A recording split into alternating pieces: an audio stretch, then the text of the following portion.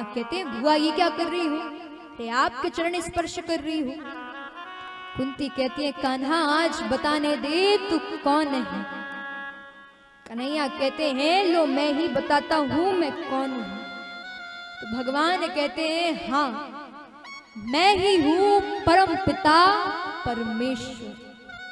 पांडवों से कहते हैं आज मेरा देने का मन कर रहा है, जो व्यक्ति जो चाहता है वो मुझसे मांग ले। अब महाराज युधिष्ठिर जी से कहते हैं आप बड़े हैं आप कुछ मांगिए। तो युधिष्ठिर जी कहते हैं आप मुझे ये वरदान दे दीजिए, कैसी भी परिस्थिति क्यों ना हो मैं कभी सत्य का साथ ना छोड़ू। भगवान कहते हैं तथास्तु। भीम से कहते हैं कि भीम आप भी कुछ मांगिए। भीम कहते हैं आप ये वरदान दे दीजिए कि उठते बैठते सोते जागते हर क्षण आपके नाम का स्मरण रहे। अर्जुन से कहते हैं पार्थ आप भी कुछ मांगे। तो अर्जुन कहते हैं आप मुझे ये वरदान दे दीजिए कि मेरे मन में जो आपके प्रति भाव है गुरु का और मैं आपका शिष्य हूं, ये भाव हमेशा बना रहे। भगवान कहते हैं तथास्तु। द्रौपदी से कहते हैं कि द्रौपदी तुम भी कुछ मांगो। द्रौपदी कहती है कि मैंने आपको अपना सखा माना, आप मुझे सखी कहते हैं, तो ये भाव हमेशा बना रहे। भगवान कहते हैं तथास्तु। अब महाराज सभी कुछ ना कुछ मांग रहे हैं, पर द्रौपदी जो है वो जैसे ही कहती है फिर कुंती से कहते हैं कि बुआ देखो द्रौपदी ने मांगा, अर्जुन ने मांगा, नकुल सहदेव ने मांगा, सभी ने मांग लिया है, अब सिर्फ तुम बची, तुम भी कुछ मांग लो। कुंती कहती है ना कान्हा मुझे कुछ नहीं चाहिए। यहाँ कहते हैं कुछ तो चाहिए होगा, आज देने का मन है मांग लो। कुंती कहती है यदि ऐसी ही बात है तो तू मुझे दुख दे दे, मुझ पर आए दिन संकट आते रहे, आए दिन मुझ पर विपत्ति आते रहे, मैं कभी सुखी नहीं रहूं। यहाँ कहते हैं ये क्या मांग रही हो, अरे दुख भी कोई मांगने की चीज है। अरे तुम कह रही हो संकट आते रहे विपत्ति आती रही, इतने दुख तो सह लिए, अब दुख नहीं दे सकता। तो कुंती कहती है देख कान्हा मुझे वो सुख नहीं चाहिए जिसमें मैं तुझे भूल जाऊं, अरे उस दुख को तो अपने शीश पर धारण करती हूँ जिसमें कम से कम तेरी याद तो बनी रहती है।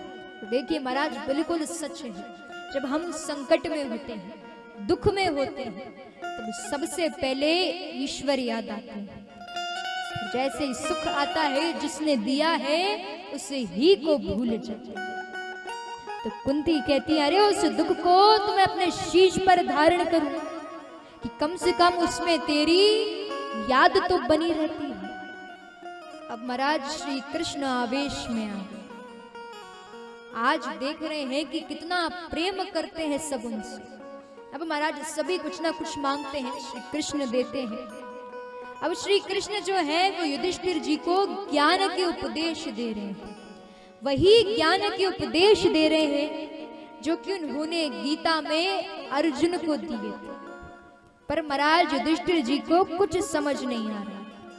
अब अर्जुन को क्यों आया, क्योंकि अर्जुन ने जब ज्ञान के उपदेश लिए थे तो मन में शिष्य का भाव था, श्री कृष्ण को गुरु माना था। लेकिन युधिष्ठिर जी श्री कृष्ण को एक साधारण मनुष्य समझ रहे हैं, समझ में नहीं आ रहा है। तो ऐसे एक बार की बात है कि जब रावण मृत्यु सैया पर पड़े थे तब प्रभु श्री राम लक्ष्मण जी से कहते हैं कि लक्ष्मण आप जाइए, जाकर के रावण से राजनीति का ज्ञान लीजिए, क्योंकि उनके पास बहुत ज्यादा ज्ञान है, राजनीति के बारे में बहुत अच्छे से जानते हैं, परम ज्ञानी है। तो आप जाकर के उनसे ज्ञान के उपदेश लीजिए।